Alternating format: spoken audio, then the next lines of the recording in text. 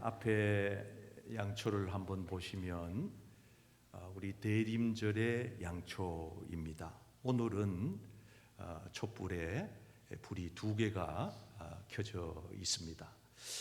이제 이렇게 한 주 한 주 하나씩 더 밝혀가면서 마지막에 성탄의 초, 5번째 흰색 초에 성탄절이 되면 불을 밝히게 됩니다. 이 초의 의미는 이렇습니다. 첫째는 이 땅에 2000년 전에 탄생하신 예수님의 초림, 예수님의 탄생을 우리가 기억하면서 축하하자 하는 의미가 있습니다. 여러분, 사람도 생일날이 되면은 자녀들이 부모님 생신 때 축하해드리고, 또 자녀들의 생일날이 되면 부모님들이 축복해주고, 이렇게 기억하는 것처럼 우리들도 예수님의 탄생을 기억하면서 축하하자 하는 의미가 이 대림의 초에 있습니다. 그리고 또 하나의 의미는 앞으로 장차 다시 오실 재림하실 예수님을 우리가 기억하면서 준비하면서 기다리자 하는 데 의미가 있습니다. 그래서 이 양초에는 2가지 의미가 있는데 한번 따라해 보실까요? 초림 예수님을 기억하고 재림 예수님을 기다리자. 이렇게 2가지 의미가 있다는 것을 우리가 기억하면서 이제 오늘은 대림절 2번째 주일을 맞게 됩니다. 오늘 말씀은 초림에 맞추지 않고 재림에 맞추어서 설교를 하게 됩니다. 한번 따라 하실까요? 재림을 기다리는 성도. 저와 여러분들은 우리 예수님의 재림을 기다리고 살아가는 믿음의 성도님들인 줄 믿습니다. 아멘. 그래서 우리는 그저 덧없이 아무 이유 없이 살다가 어디로 갈지도 모르고 살아가는 세상의 타인들과는 다른 것이죠. 우리는 분명한 하나님의 부르심을 받았고, 이 땅에 사는 날 동안 하나님이 허락한 그 거룩한 사명을 감당하다가 언젠가 주님이 오라고 하시면 우리가 주님 앞에 다 가야 할 인생들이지요. 우리 예수님께서는 이 땅에 다시 재림해 오실 거라고 성경을 통해서 수도 없이 약속을 하셨습니다. 어떤 학자들은 구약에서만 1200회, 신약에서 300회, 그래서 성경의 66권 안에 예수님의 이 재림에 관한 약속을 1500회 이상 하고 있다, 이렇게 밝히는 학자도 있습니다. 여러분, 하나님이 우리에게 약속한 것은 어김이 없이 거짓 없이 반드시 그대로 다 이루어질 줄 믿습니다. 아멘. 지금까지도 다 이루어졌고 앞으로도 이루어질 것이며 마지막 주님의 재림이 그 약속의 마무리가 될 것입니다. 그래서 우리가 재림을 기다리면서 어떻게 신앙생활을 해가야 하는 것이 성경적인가, 오늘 말씀을 함께 나누면서 은혜를 받고자 합니다.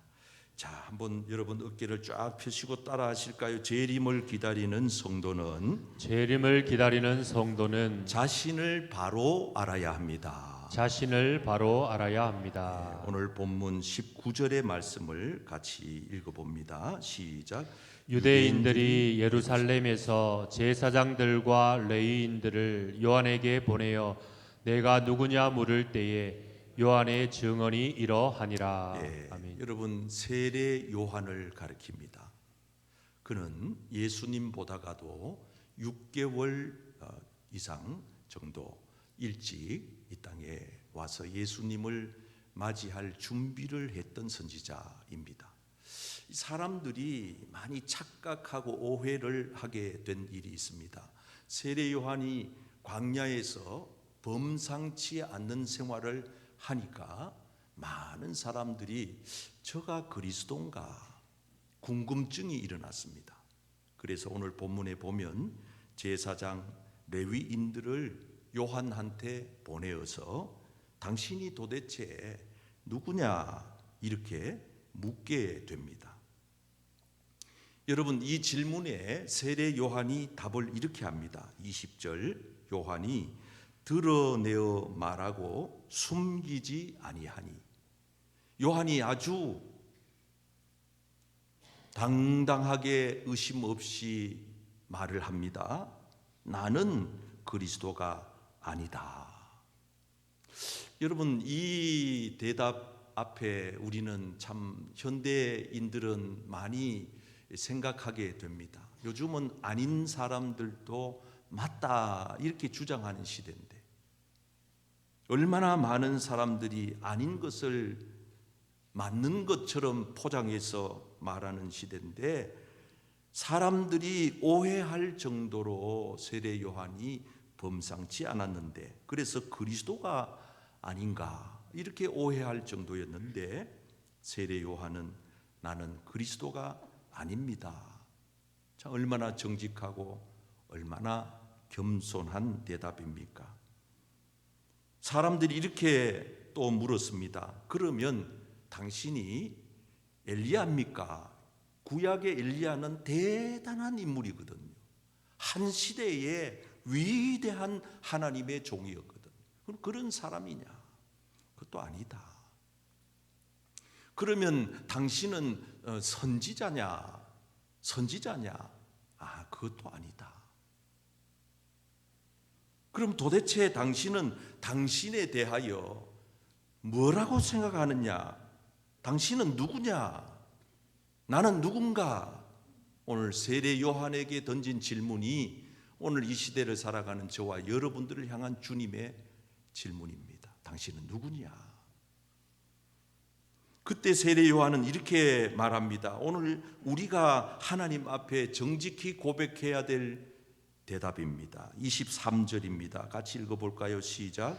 이르되 나는 선지자 이사야의 말과 같이 주의 길을 곧게 하라고 광야에서 외치는 자의 소리로라 하니라. 한번 따라 하실까요? 광야에서 외치는 자의 소리로라. 외치는 자의 소리로라. 이 세례 요한의 대답은 참으로 위대한 대답입니다. 한마디로 말하면은 나는 소리에 지나지 않는 별 볼일 없는 사람입니다. 아무것도 아닙니다. 이런 뜻입니다. 여러분, 소리가 언제 나타난 거 보았습니까? 모양이 있습니까? 무슨 권력이 있습니까? 어떤 조직이 있습니까?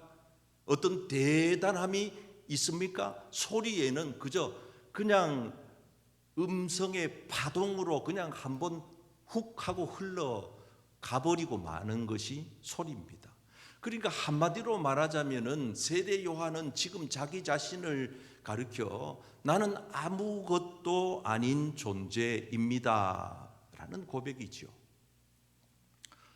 얼마나 많은 사람들이 이런 자기 자신을 몰라서 세상을 타락시키는지 모릅니다. 우리가 사는 이 세상에는 왜 세상이 이렇게 요란하고 시끄러우냐? 자기를 제대로 아는 사람들이 적기 때문입니다. 자기를 바르게 알게 되면은 여러분 별로 내세울 것이 없습니다.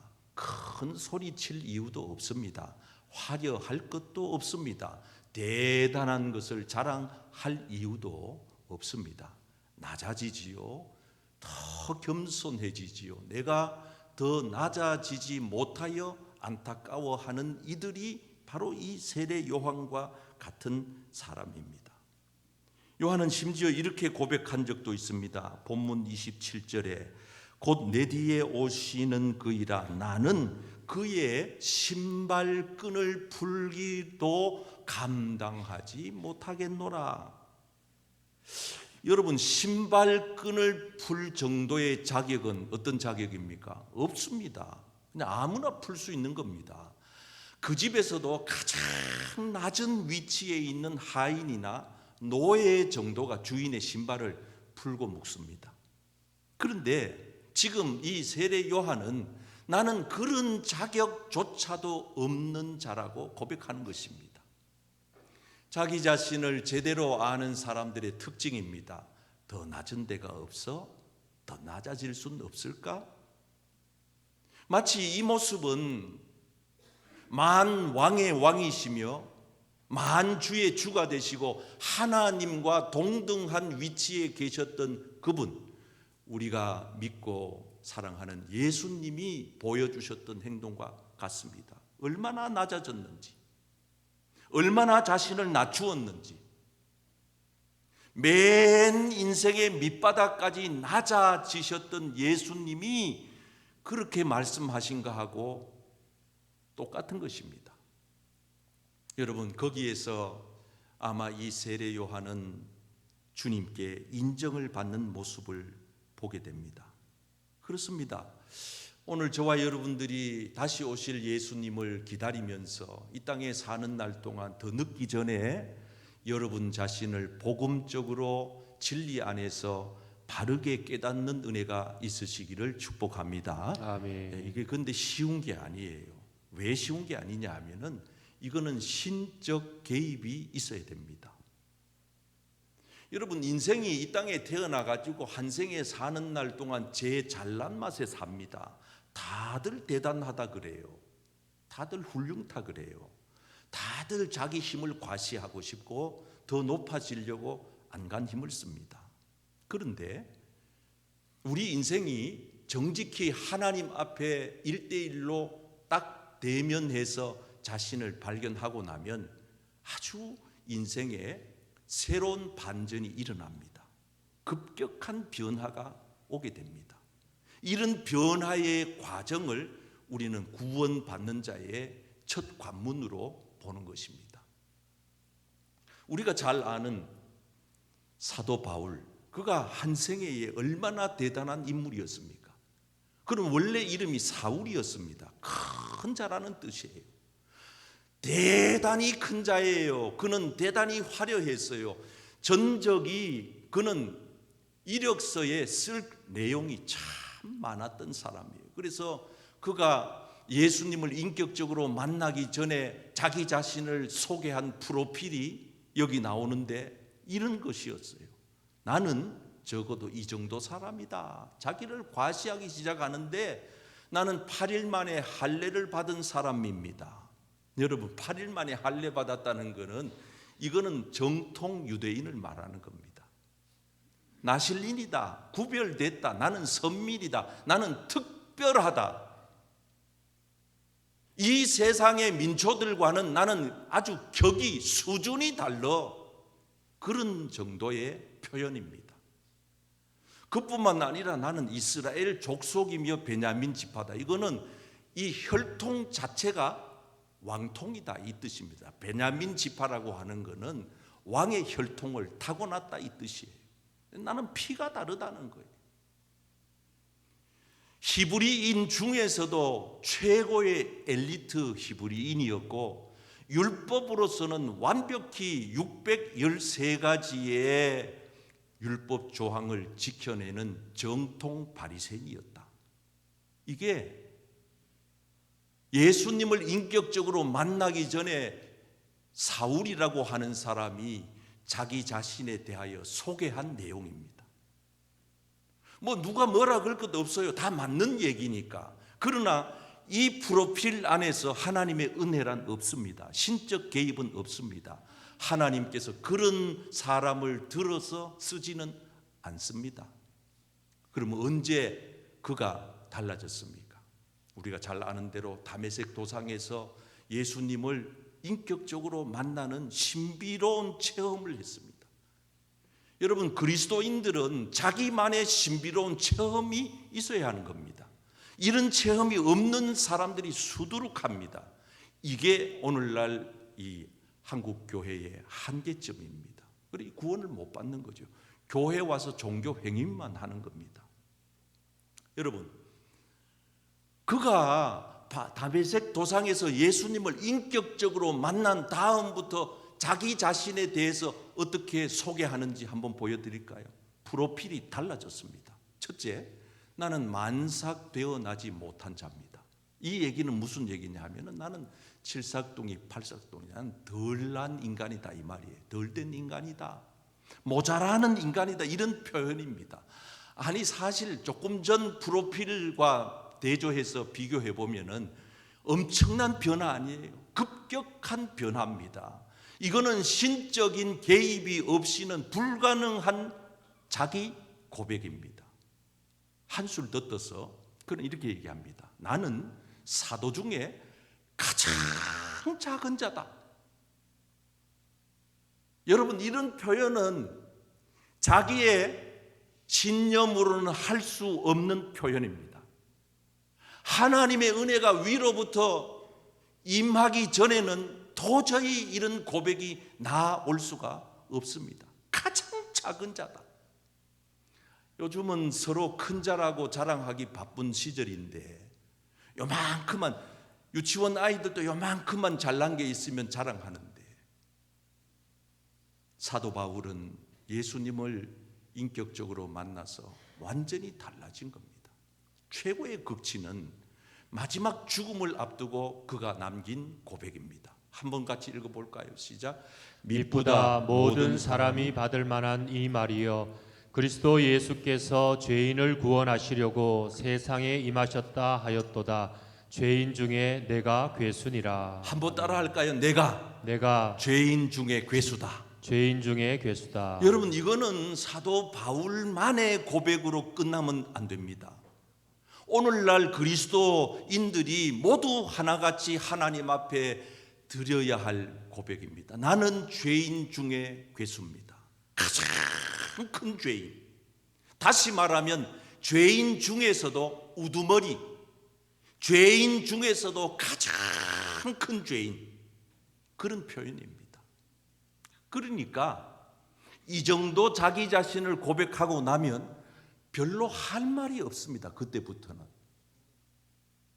다른 사람에 대하여 절대로 비난하거나 비판하거나 정죄하거나 판단할 수가 없습니다. 그래서 실제적으로 사도 바울이 이런 고백을 한 이후에 한 번도 불평한 적 없습니다. 원망한 적 없습니다. 그렇게 많은 매를 맞을 때에도, 수 없는 날들을 굶주릴 때에도, 추위에 떨 때에도, 배가 파손되어 죽을 지경에 놓였을 때도, 그가 감옥에 갇혀서 그 찬 바닥에 엎드려 피투성이가 되어 있을 때도 그는 절대로 하나님을 향하여서나 이웃을 향해 원망해 본 적이 없습니다. 그저 입만 띄면 감사해라, 입만 열면 기뻐해라, 입만 열면 하나님께 찬송하라고 한 것뿐입니다. 여러분, 오늘 저와 여러분들이 하나님 앞에서 신적인 개입으로 우리 자신이 정직히 어떤 존재인지를 제대로 깨닫는 신앙인이 되기를 축복합니다. 아멘. 그러면은요, 놀라운 일이 벌어지는 거예요. 놀라운 일이 벌어지는 거예요. 오늘 세례 요한은 철저하게 자기 자신을 안 겁니다. 그래서 그는 총각을 다투는 그런 시간을 보냅니다. 짧은 생을 마감하면서 떠났지만은 주님이 할 일들을 그에게 하라 하신 대로 그대로 삽니다. 놀랍지 않습니까? 그래서 저와 여러분들이 재림을 기다리는 성도로 어떻게 살아가야 할 것인가, 내가 누구인가를 알았다면은 두 번째 단계로 나가야 됩니다. 한번 따라 하실까요? 재림을 기다리는 성도는 사명을 바로 알아야 합니다. 사명을 바로 알아야 합니다. 내가 어떤 존재인가를 분명히 복음적으로 성경적으로 알아냈다면은 이제 우리가 할 일은 무엇입니까? 나는 왜 존재하는가입니다. 무엇을 위해 사는가입니다. 내가 여기에 있는 이유는 무엇인가? 여러분, 인생이 이 땅에 한번 태어나가지고 사는 날 동안 허송세월하며 살다가 허무하기 그지없이 그냥 그렇게 세상을 떠나라고 하나님이 우리를 존귀하게 보배롭게 빚어서 만들어 주님의 독생자, 예수님 독생자를 십자가에 피범벅되게 해서 희생시켜 우리를 구원한 거 아니거든요. 세례 요한은 자기 자신이 어떤 존재인가를 알았을 뿐더러 나는 무엇을 위해 존재하는가를 그는 이렇게 고백합니다. 요한이 대답하되, 읽어볼까요? 시작. 요한이 대답하되 나는 물로 자, 세례를 한번 따라하겠습니다. 나는 물로 세례를 베풀거니와 내가 무엇을 하는 존재인지를 명확히 안 겁니다. 더도 덜도 말고 오버하지도 아니하고 모자라지도 아니하고 그냥 그게 내 소임이야. 하나님이 내게 맡기신 사명이야 깨달은 겁니다. 그래서 그는 오버하지 않았습니다. 물로 세례 주는 게 내 역할이야. 마태복음 3장에 보면 세례 요한이 유대 광야에서 전파했습니다. 복음을 전했습니다. 회개해라, 천국이 가까웠다. 그러면서 그가 중요한 얘기를 합니다. 3절에 그는 시작. 그는 선지자 이사야를 통하여 말씀하신 자라. 일러스되 광야에 외치는 자의 소리가 있어 이르되 너희는 주의 길을 준비하라. 그가 오실 길을 곧게 하라 하였느니라. 한번 따라할 거예요. 너희는 주의 길을 준비하라. 오실 길을 곧게 하라. 여러분, 이게 이미 수백 년 전에 이사야 선지자를 통하여 예수님보다가 6개월 먼저 태어나서 주님의 오실 길을 준비할 세례 요한에게 맡긴 역할입니다. 여러분, 우리가 드라마나 영화 같은 것을 보면 그 역할 수행을 잘하는 배우가 최고잖아요. 물론 주연이 최고로 잘합니다만은 어떤 경우에는 조연자들 중에서도 엑스트라 가운데서도 단역으로 나와가지고 한 대사만 하고 사라지는 출연진도 어떨 때는 너무 멋지게 그 역할을 감당해서 나중에 그 감독의 눈에 쏙 들어와가지고 세월이 지난 후에는 주연급에 이르는 사람들도 보잖아요. 역할. 세례 요한은 내가 무엇을 하는 존재인가를 알았다는 거예요. 그래서 내가 주님이 오실 길을 나는 준비만 하면 돼. 나는 예수가 아니야. 주님이 오시는 길을 준비하는 사람이고 오도록 사람들이 주님께로 와서 회개하도록 그 역할만 하면 된다고. 그런 고백을 지금 세례 요한이 하고 있는 겁니다. 이 요한의 것만 아닙니다. 오늘 이 땅에 그리스도인으로 부름받은 저와 여러분들이 이 땅에 살다가 주님 앞에 갈 텐데 그때까지 여러분 각자에게 맡겨주신 사명, 소임, 역할을 잘 수행하다가 주님 앞에 가게 되기를 축복합니다. 아멘. 어떤 사람은 때로 교회 안에 사도로 세우기도 하고 어떤 이는 선지자로 부름을 받기도 하고 어떤 사람은 복음을 전하는 자, 어떤 사람은 목사가 되기도 하고 교사가 되기도 하고 쓸 분량이 적어서 다 밝히지는 못했지만은 각양각색의 교인들로 하여금 하나님께서 역할을 다 맡겼다 이 말입니다. 그 역할을 나는 맡지 않았어라고 부인할 사람은 단 한 사람도 없습니다. 5달란트, 2달란트, 1달란트 받은 사람조차도 땅속에 묻어버리고 나는 받지 않은 것처럼 게으르게 일하지 않은 사람조차도 하나님은 나중에 내가 너에게 맡긴 역할을 네 어찌하고 왔느냐 따지고 묻는다는 것입니다. 그때 저와 여러분들의 맡긴 다양한 하나님의 거룩한 사명들을 우리가 어떻게 수행해야 될 것인가? 사도 바울은 이렇게 우리에게 말하고 있습니다. 12절입니다. 시작. 이는 성도를 온전하게 하여 봉사의 일을 하게 하며 그리스도의 몸을 세우려 하심이라. 여러분, 이 역할이 우리 다양한 그리스도인들이 주님으로부터 부름받아서 하나님께로부터 부여받은 역할인 줄 믿습니다. 아멘. 잘 섬겨야 돼요. 잘 섬겨야 돼요. 우리는 이 세상에 사는 날 동안 부족하지만 보잘것없지만 주님의 몸된 교회를 든든하게 잘 세워져 가는 일에 저와 여러분들이 협력해야 하는 줄 믿습니다. 아멘. 주님이 세우신 교회를 위하여 우리가 이 역할을 잘 감당해야 합니다. 자, 마지막입니다. 한번 따라할까요? 재림을 기다리는 성도는 재림을 기다리는 성도는 주님을 바로 알아야 합니다. 주님을 바로 알아야 합니다. 예, 오늘 말씀의 핵심은 바로 이것입니다. 본문 29절 말씀입니다. 요한이 예수님을 보면서 정확하게 신앙의 고백을 합니다. 이게 우리의 고백이 돼야 합니다. 시작. 이튿날 요한이 예수께서 자기에게 나아오심을 보고 이르되 보라 세상 죄를 지고 가는 하나님의 어린 양이로다. 한번 따라할까요? 세상 죄를 지고 가는 세상 죄를 지고 가는 하나님의 어린 양이로다. 하나님의 어린 양이로다. 그런데 여러분, 문제가 무엇인지 아십니까? 많은 그리스도인들이 예수님을 바라보면서 이와 같은 사실을 발견하지 못하는데 문제가 있습니다. 요한은 자기보다가 6개월 나중에 태어난 예수님을 보면서 육으로 보지 않습니다. 영적인 눈이 열려버렸습니다. 이분이 바로 그분이야. 세상의 모든 죄를 지고 갈 하나님의 어린 양이라고 하는 것을 세례 요한은 눈을 열어서, 영안을 열어서 보게 된 겁니다. 알게 된 겁니다. 고백하게 된 겁니다. 그리고 30절에 이분이 나보다가 앞선 것은, 생일은 자기가 6개월 형이라니까요.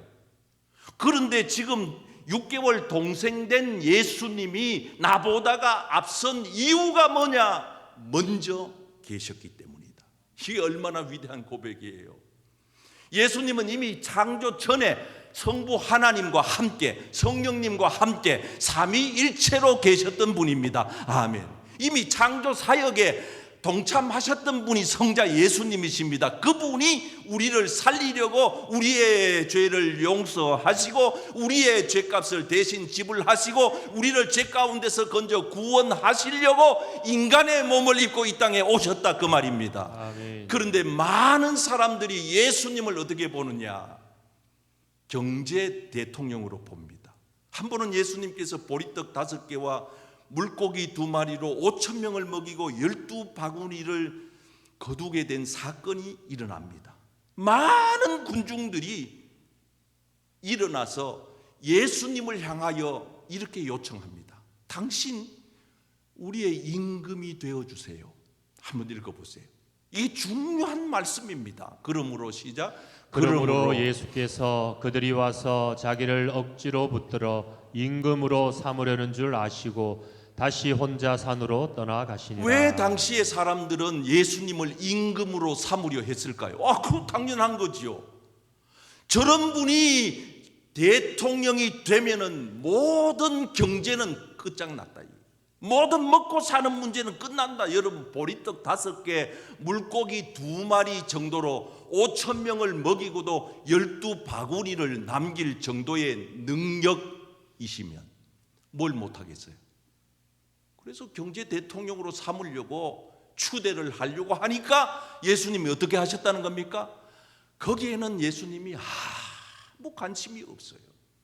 사람들이 박수를 쳐주고 사람들이 대통령 삼으려고 하고 그 일에는 주님이 전혀 관심이 없어 혼자 산에 기도하러 가셨다. 주님이 이 땅에 오신 목적이 딴 데 있다, 이 말입니다. 그래서 요즘 우리가 마가복음을 새벽기도 때 보고 있는데, 새벽기도 드릴 때 이 마가복음의 주제 성구를 제가 계속 강조합니다. 그게 바로 10장 45절이에요. 한번 같이 읽어볼까요? 시작. 인자가 온 것은 섬김을 받으려 함이 아니라 도리어 섬기려 하고 자기 목숨을 많은 사람의 대속물로 주려 함이니라. 예수님이 이 땅에 오신 목적은 자기 목숨을 많은 사람의 대속물로 주려고 오셨습니다. 아멘. 그 목적 외에는 주님은 아무 일에도 아무 것에도 관심이 없으세요.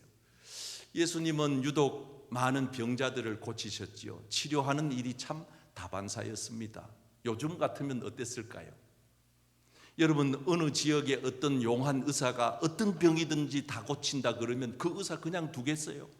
저 초인류 유명한 병원에서 그분을 당장 스카우트 해갈 거 아니겠어요? 당신 우리 병원에 와서 일하면 최고의 연봉을 대우를 해줄게. 그러지 않겠어요? 아마 당시에 예수님이 그 정도쯤의 수준이셨다 그 말입니다. 그러나 주님은 그러한 일에 관심이 없어요. 왜? 한 생명이라도 더 건져 구원하시기 위하여 우리 주님 예수님은 이 땅에 오셨기 때문입니다. 아멘. 여러분, 오늘 저와 여러분들이 바라고 원하는 것은 이 교회에 와가지고 여러분 자칫 잘못하면 이상한 예수님을 믿을 수 있다 그 말입니다. 이상한 예수란 예수 믿으면은 보리떡 5개 물고기 2마리 가지고도 대박이 터져. 이런 경제의 문제를 안고 이 교회에 와가지고 마치 예수님이 그 경제 문제 해결자처럼 그렇게 그런 예수로 포장 씌워 믿게 되면 이상한 예수가 된다 그 말입니다. 병약한 분들은 내 몸 하나 고쳐만 주신다면은 내가 교회 열심히 나오겠다고, 이 암을 어느 의사 어느 병원도 못 고치는데 내가 교회에 나와서 고침만 받는다면은 이렇게 얘기를 합니다. 그래서 마치 용한 의사처럼 예수님을 생각합니다. 다양한 예수에 대한 색깔이 옷 입혀지고 있습니다. 사랑하는 성도 여러분, 저와 여러분들이 바라고 원하는 것은 온전한 예수님을 바르게 믿게 되기를 축복합니다. 아멘. 그게 쉽지 않다 그랬죠? 많은 사람들에게 예수님이 직접 물으셨습니다. 얘들아, 세상 사람들이 날들어 누구라고 하더냐? 사람들이 대답을 제대로 못합니다. 이상한 예수를 얘기하는 겁니다. 엘리야, 선지자, 무슨 용한 의사, 무슨 경제 문제를 해결하는 해결자. 그러니까 예수님이 한 사람을 딱 지목해서 묻습니다. 너 나 누구라 해? 베드로에게 물었습니다. 과연 베드로다운 대답을 합니다. 베드로가 이렇게 대답합니다. 주님은 그리스도 구원자, 하나님의 기름 부음 받은 메시아, 옛 언약에 약속된 바로 그 구원자시요 지금도 살아계신 하나님의 아들이십니다. 아멘. 멋진 고백을 드린 베드로에게 네가 이 사실을 고백한 거는 네 머리에서 나온 거 아니야. 너의 부모에게 배운 거 아니야. 네가 고기잡이 뱃놀이 하면서 배운 거 아니야. 이걸 너에게 알게 하신 이는 오직 한 분, 하늘에 계신 너의 아버지 하나님 뿐이시니라. 아멘. 여러분, 저와 여러분들이 예수님을 바르게 믿게 되기를 축복합니다. 아멘.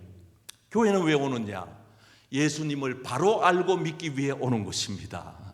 교회 와서 엉뚱한 예수님을 붙잡으면 실패합니다. 그래서 우리는 교회에 와가지고 때로 이 직분에 고귀함도 있습니다. 거룩함도 있습니다. 소중합니다. 귀합니다. 목사라는 직분, 교회 항존직 직분이라고 하는 거 소중합니다. 그러나 하나님 앞에 설 때는 이 모든 딱지를 떼버려야 됩니다. 이걸 다 떼내지 아니하면은 자칫 잘못하면은 속기가 쉽습니다. 내가 목사 같은 신앙인인 줄로 착각하기 때문에, 내가 교회의 중직자 같은 신앙인인 줄로 착각해버리기 때문에 나의 진실된 신앙은 포장되기가 쉽다 그 말입니다. 그래서 제 40평생의 목회의 가장 중요한 바람은 제가 목회하는 교회 성도님들이 예수님을 잘 믿고 예수님을 잘 믿다가 하나님 나라 가는 것입니다. 아멘. 더도 덜도 말고 제가 바라는 것 그것밖에 없어요. 여러분, 예수님을 바르게 믿고 예수님을 잘 믿고 예수님을 끝까지 믿고 예수님에게 인정받는 저와 여러분 되기를 축복합니다. 아멘. 우리가 예수님께 버림받으면 아무 의미가 없는 거예요. 여러분, 예수님을 우리가 잘 알고 바르게 믿게 되기를 축복합니다. 아멘. 우리 모두 재림을 기다리는 성도로 우리 자신을 잘 알고 하나님 앞에 더 낮은 자세로 주신 사명 끝까지 감당하다가 우리 주님 앞에 다 세워지는 복된 성도님들 되시기를 주님의 이름으로 축복합니다.